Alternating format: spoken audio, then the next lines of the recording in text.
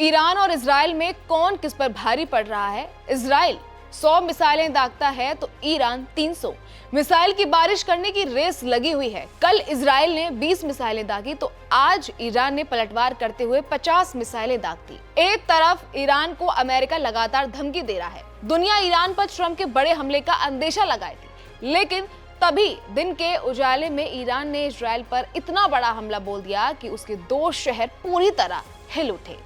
Iran ने 50 ballistic मिसाइलें Israel पर दाग दी। तेल अवीव और हाइफा शहर में बवंडर मच गया है।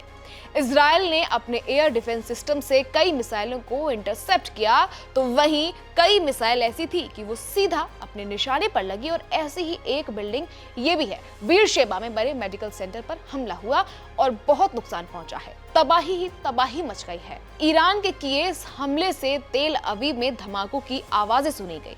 हाइफा में अफरा तफरी मच गई। धमाके इतने ताकतवर थे, जिस इलाके में गिरी वहां से 1 से 2 किलोमीटर तक इमारतों के कांच टूटे और घरों को नुकसान पहुंचा।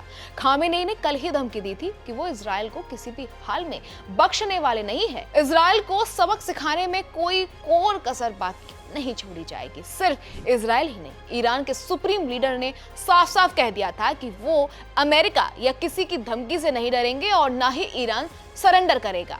उधर अमेरिका खामेनेई के खात्मे की प्लानिंग कर रहा है, लेकिन अब ईरान ने इस हमले के बाद संदेश दे दिया है कि इतनी जल्दी वो हथियार नहीं डालने वाला।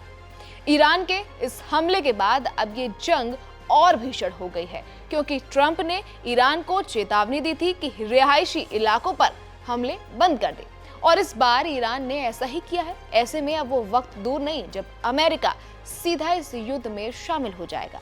अमेरिका के कुछ बड़े अधिकारी ईरान पर हमले की प्लानिंग में जुटे हुए हैं। आपको बता दें कि मिडिल ईस्ट में इस वक्त अमेरिका के करीब 40,000 जवानों की तैनाती है। अमेरिका मिडिल ईस्ट में 19 देशों पर स्थायी और अस्थायी दोनों तरह के सैन्य ठिकानों का नेटवर्क संचालित करता है। रक्षा जानकारों की माने तो ईरान और इजराइल अगर अकेले उलझते रहे तो पलड़ा कभी इजराइल का तो कभी ईरान का भारी दिखता रहेगा। कभी ईरान भारी तो कभी इजराइल बाजी मारता नजर आएगा। ऐसे में अगर जंग में इजराइल को बढ़त बनानी है तो उसे हर हाल में अमेरिका का साथ चाहिए, क्योंकि अमेरिका के युद्ध में शामिल होते ही पलड़ा इजराइल का भारी हो जाएगा। यही वजह है कि इजराइल लगातार अमेरिका से मदद मांग रहा है। खैर, फिलहाल इस खबर में इतना ही। बाकी तमाम जानकारी जो भी अपडेट्स आएंगे हम आप तक पहुंचाते रहेंगे। आप जुड़े रहिए हमारे साथ और देखते रहिए एबीपी लाइव। मैं थी आपके साथ खुशी चौधरी।